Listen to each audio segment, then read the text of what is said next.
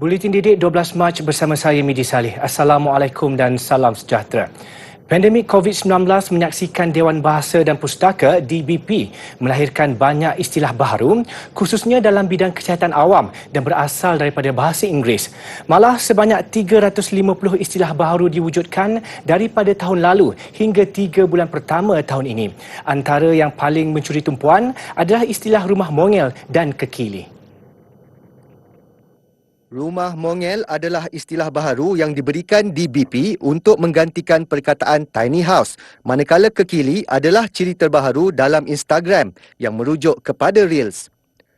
Menurut Ketua Bahagian Perkamusan DBP Dr. Rusmadi Baharudin, setiap istilah yang diperkenalkan badan itu bersesuaian dengan perkembangan semasa, terutamanya ketika pandemik COVID-19 yang disifatnya membuka ruang kepelbagaian dari sudut penterjemahan dan padanan istilah bersesuaian bahasa Melayu.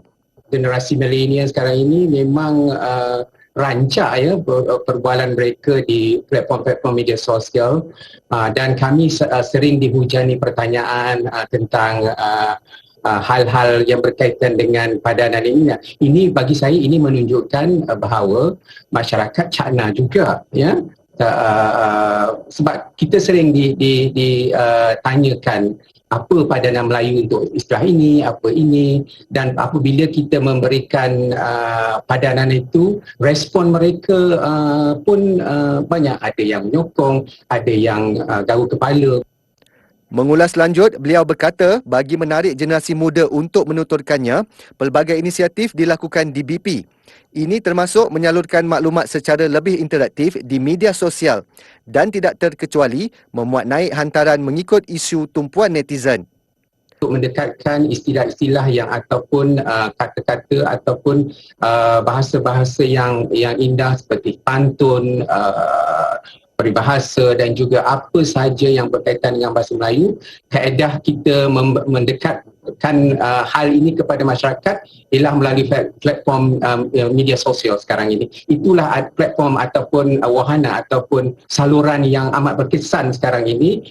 Tambah-tambah lagi dalam suasana pandemik dalam 2 tahun kebelakangan ini, kita memang tidak boleh bersua muka atau mengadakan program-program bersemuka. Untuk maklumat lanjut berkaitan istilah baharu, boleh layari www.jendeladbp.my. Seiring dengan permintaan yang tinggi bagi pembelajaran dalam talian, Universiti Kebangsaan Malaysia UKM melancarkan program pendidikan terbuka dan jarak jauh atau Open and Distance Learning ODL. Program ini bertepatan dengan misi UKM dalam memperkasa pembelajaran sepanjang hayat yang berkualiti melalui mod pembelajaran yang fleksibel dan kondusif. Program ODL berstatus dual mode banyak dipelopori universiti swasta. Ia mula menjadi ikutan IPTA dalam mengorak langkah yang sama sejak tahun 2014. Dilancarkan tepat pada masanya, penularan COVID-19 mencipta ruang untuk UKM menawarkan pembelajaran secara ODL. Di sebalik kita cuba menggalakkan pelajar kembali ke kampus untuk mengikuti pengajian, rupa-rupanya ramai pelajar yang berhasrat untuk meneruskan pengajian secara online dan itu memberi gambaran bahawa program ODL ini bakal mendapat pasaran yang baik kalau sekiranya kita strategikan dengan teratur dan dipasarkan di pasaran. Sebagai permulaan, 2 program sarjana iaitu Sarjana Pendidikan Pengajaran Bahasa Inggeris sebagai Bahasa Kedua dan Sarjana Pendidikan dalam Teknologi Pendidikan akan menerima pengambilan sulung pada semester Mei 2022. Dianggarkan sebanyak 50 program ODL akan dibangunkan dalam jangka masa 5 tahun ini. Untuk kita melaksanakan program ODL ini memerlukan satu ekosistem yang betul-betul komplit, tuntas dan boleh bersifat komprehensif. Ekosistem ini bukan saja memerlukan kerjasama daripada pihak kedekanan dan fakulti untuk melaksanakan dan menawarkan program ODL ini, tetapi juga bagaimana sebenarnya kita nak melaksanakan program ODL ini dalam platform yang baru.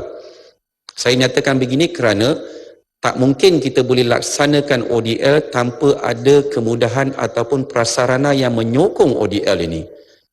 Bagi memastikan sistem penyampaian maklumat melalui ODL ini dapat dilaksanakan secara efektif, kemudahan internet dan intranet juga akan dipertingkatkan.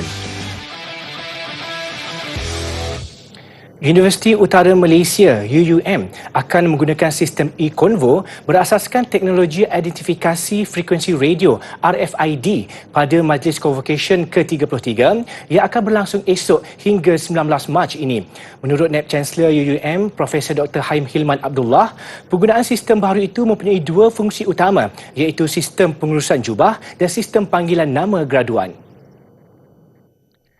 Melalui teknologi RFID ini, ia akan memindahkan maklumat untuk tujuan pengenalan yang dapat digunakan dalam pelbagai aplikasi, sekaligus mengurangkan sentuhan dan interaksi secara langsung dalam jarak yang dekat antara graduan dalam usaha untuk mengekang penularan COVID-19 sepanjang tempoh convocation berlangsung.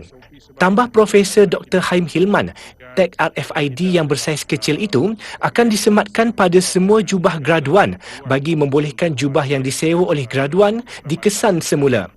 Sementara itu, untuk sistem panggilan nama graduan, ia akan dikesan oleh pengimbas RFID dan nama mereka akan diumumkan secara automatik untuk mengambil scroll ijazah. Penggunaan sistem ini juga hasil inisiatif UUM Information Technology UUMIT yang turut membangunkan teknologi berkenaan.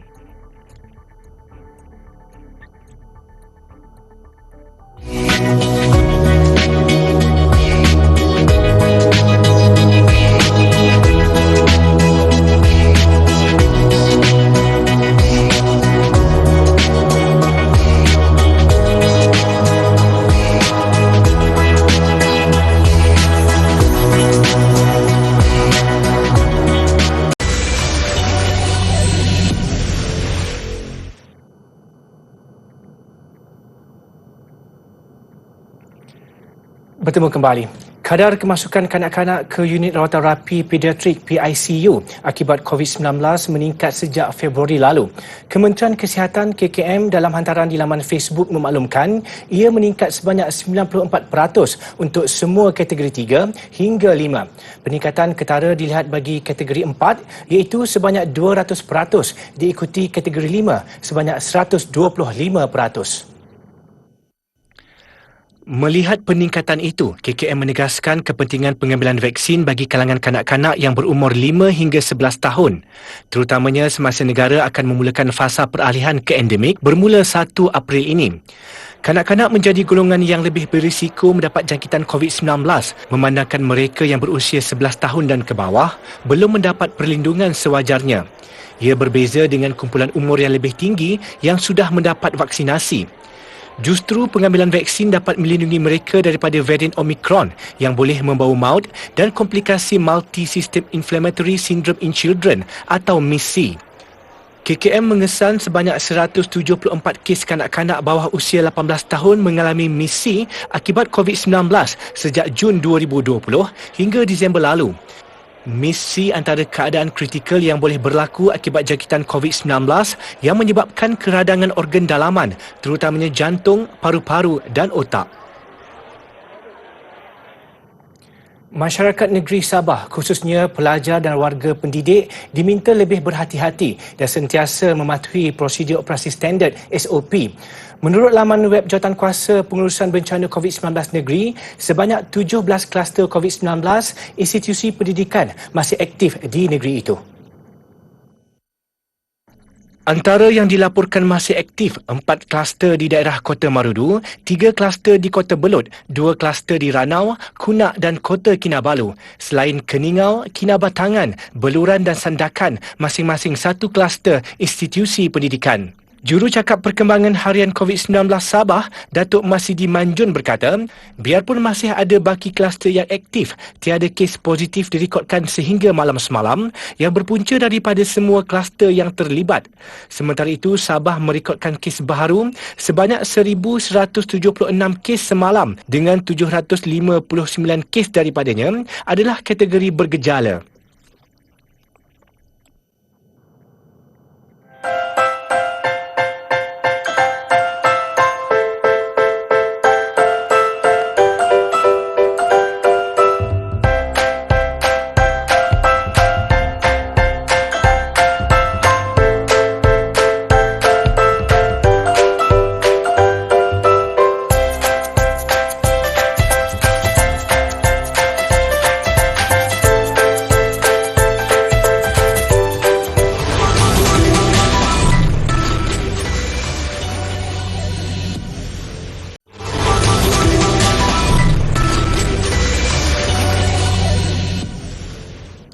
Bidang penulisan skrip bukanlah semudah yang dilihat.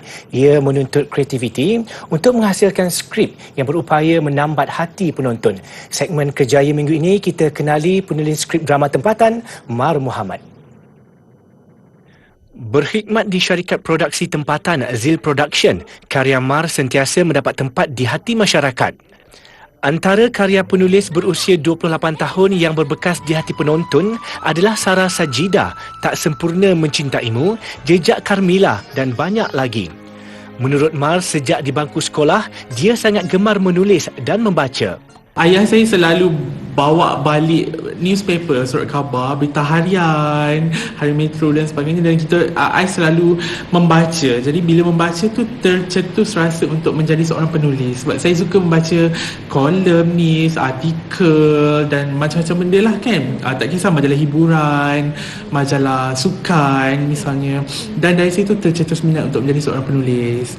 Pastinya menjadi seorang penulis yang baik tidak mudah dan ada cabaran tersendiri. Selain daripada writer's block, kita menghadapi kesukaran macam ilham, mencari perkara yang berbeza. Okey, antara benda yang paling orang kata selalu saya kena hadap bila menulis, selain kalau bukan writer's block, adalah bagaimana untuk kita into that writing. Maknanya kita meletakkan diri kita, memasukkan roh kita dalam sesebuah karya tu.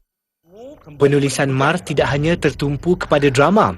Dia turut mencabar diri dengan penulisan skrip filem, kreatif, puisi dan lirik. Sebagai usaha untuk memajukan diri, Mar sentiasa membuat rujukan dan kajian karya daripada mereka yang lebih berpengalaman. Karya-karya penulisan yang kalau saya boleh katakan sangatlah saya jadikan satu rujukan dan paduan, seperti Maizura Idris, Mira Mustafa, bahkan penulisan skrip daripada Wan Mahani, Siti Jasmina Ibrahim, antara penulis-penulis skrip drama di Malaysia yang mempunyai karya terbaik dan berkualiti. Karyanya juga pernah memenangi anugerah drama pilihan di Anugerah Drama Festival Kuala Lumpur dan kini dia melebarkan kerjaya sebagai penerbit penyelaras dan pengarah kreatif.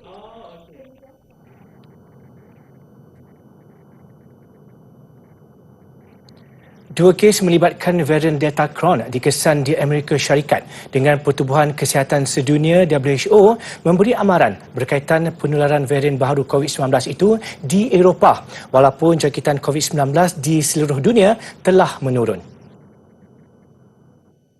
Delta Cron merupakan varian yang memiliki gabungan ciri genetik Omicron dan genom varian Delta. WHO memaklumkan berkaitan penularan Delta Cron menerusi taklimat pada Rabu lalu. Menurut WHO, varian itu merebak di Perancis, Belanda dan Denmark. Setelah dua kes Delta Cron dikesan di Amerika Syarikat, organisasi berkenaan merancang untuk menerbitkan laporan mengenai penemuan tersebut dalam masa terdekat. Laporan berkenaan akan dikeluarkan setelah dunia mengharungi pandemik COVID-19 selama 2 tahun semalam. Bagaimanapun, tidak semua pakar bimbang berhubung penularan Delta Cron walaupun WHO telah memberi amaran serius bahawa varian tersebut boleh menjadi masalah utama di Eropah dan di Amerika Syarikat. Tahukah anda, satu kajian yang dilakukan oleh penyelidik di Pusat Kajian Saintifik Perancis mendapati semut mempunyai keupayaan menghidu sel kanser dalam tubuh badan manusia. Lapor Daily Mail, pakar merumuskan semut spesies Formica fusca dapat digunakan semasa ujian diagnosis kanser pada masa depan. Serangga itu didapati boleh membezakan sel-sel kanser daripada sel sihat manusia menerusi deria bau mereka. Namun pakar berkata lebih banyak ujian klinikal mesti dijalankan sebelum kaedah itu dapat digunakan di hospital. Penyelidik meramalkan semut boleh menjadi lebih baik daripada anjing bagi mencari sel kanser manusia pada masa depan. Bagi menjalankan uji kaji itu, saintis menggunakan sebanyak 36 ekor semut di dalam makmal. Langkah pertama, semut didedahkan untuk menghidu bau sampel sel kanser manusia. Langkah kedua, penyelidik akan membiarkan semut dengan 2 bau berbeza. Bau pertama diuji dengan bau baharu dan bau kedua dengan sel kanser. Hasil kajian, saintis mendapati semut dapat membezakan sel kanser dan sel sihat serta antara 2 garis kanser yang diuji. Jelasnya semut Formica fusca dapat mengesan sebatian organik meruap yang dipancarkan oleh sel kanser. Diurea bau haiwan bukan kali pertama digunakan saintis bagi mengesan sel-sel kanser pada manusia.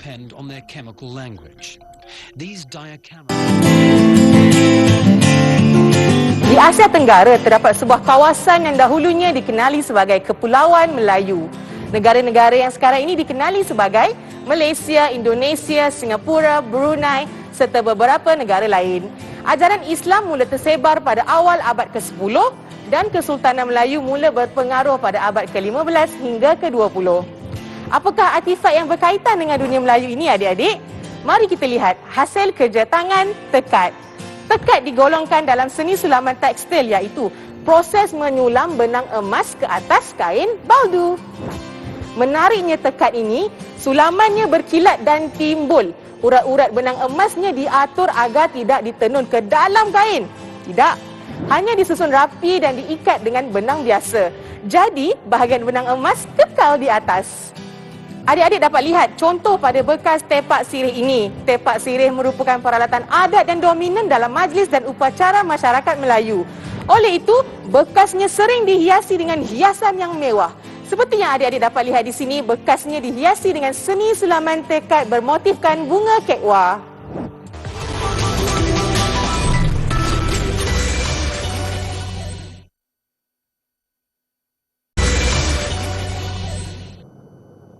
Sukan dimulakan dengan aksi Piala FA. Dua wakil Liga Super, Selangor FC dan Penang FC mendapati ramalan mara ke pusingan kedua apabila mudah menyingkirkan lawan masing-masing malam semalam. Selangor tidak berdepan masalah untuk mengatasi cabaran hari ini FT dengan keputusan 6-0 sementara Penang menewaskan Bukit Tambun FC 4-0. Turut mara wakil Liga Premier Kelantan United FC yang menundukkan Kinabalu Jaguar FC juga dengan keputusan 4-0. Beraksi di Stadium Majlis Bandaraya Petaling Jaya, Selangor FC tidak menunggu lama untuk merobek gawang Harini FT menerusi tandukan pemain import kelahiran Brazil, Harrison Keyon pada minit ke-17. Minit ke-29, skuad Gergasi Merah menggandakan jaringan melalui Yuri Henrique sebelum ketua pasukan Safwan Baharudin menjadikan kedudukan 3-0 3 minit sebelum tamat separuh masa pertama. Bersambung babak kedua, giliran Syahir Bashar meledak gol keempat Selangor minit ke-47 disusuli jaringan kedua peribadi Keyon minit ke-63. Seakan belum puas, Keyon kemudian melengkapkan hat-trick 4 minit berselang untuk membawa Selangor FC ke pusingan kedua dengan kemenangan besar 6-0. Di Stadium Bandaraya Pulau Pinang, Penang FC turut mara ke pusingan kedua selepas mencatat kemenangan 4-0 ke atas Bukit Tambun FC. Rafael Vitor melengkapkan gol pembukaan tuan rumah menerusi sepakan penalti minit ke-17 sebelum Muhammad Alif Romli menambah jaringan kedua 4 minit kemudian. Memasuki babak kedua, gawang Bukit Tambun bolos lagi menerusi jaringan Rafidin Rodin minit ke-64 dan Daniel Ashraf Abdullah memuktamadkan kemenangan 4-0 Penang FC pada minit-minit akhir permainan. Di Stadium Sultan Ismail Nasiruddin Shah Kuala Terengganu, Kelantan United FC turut berpesta gol ketika menewaskan Kinabalu Jaguar FC 4-0. Mendahului 2-0 pada babak pertama melalui sepakan percuma Muhammad Haziq Muhammad Zubri minit ke-35 dan Muhammad Ashraf Alifuddin Yassin minit ke-42, Kelantan United kemudian menambah gol ketiga menerusi Amidu Salifu minit ke-52 sebelum Yaakob Enghoku meledak gol keempat minit ke-58.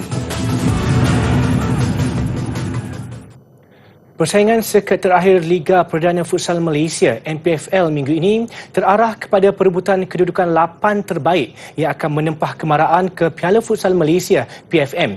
Pesta 11 gol disaksikan ketika dalam pertemuan pasukan pertengahan PDRM FC yang mengecewakan TRW Kelantan, manakala Terengganu pula menang 6-2 ke atas Kuala Lumpur.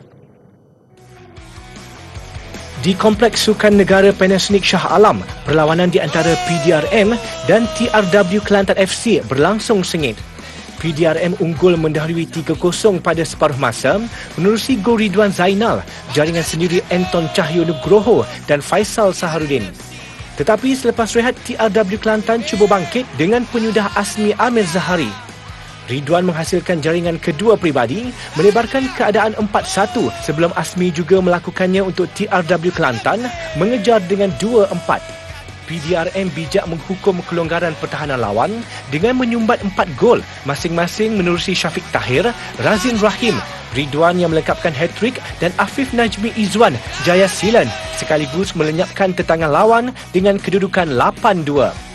Akil Khalis Adli Khairus kemudian berjaya mencuri 1 gol di saat akhir menyaksikan kekalahan 3-8 menyempitkan peluang mereka untuk merebut posisi 8 terbaik selepas PDRM naik ke tangga kelima berbaki 1 perlawanan.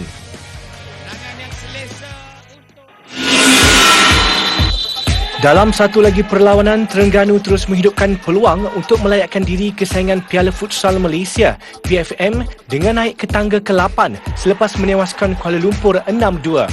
Aizat Hanafi Muhammad terlebih dahulu meletakkan Kuala Lumpur di hadapan minit ke-7 tetapi mereka hilang kelebihan apabila Fitrah Muhammad menjaringkan 2 gol menutup aksi separuh masa pertama. Kuala Lumpur nyata tidak bernasib baik menyaksikan 2 pemainnya menjaringkan gol sendiri dalam tempoh seminit ketika situasi kelam kabut depan gawang. Zulkarnain Majid menjadikan kedudukan semasa 5-1 namun dibalas dengan jaringan kedua Aizat Hanafi sejurus selepas itu.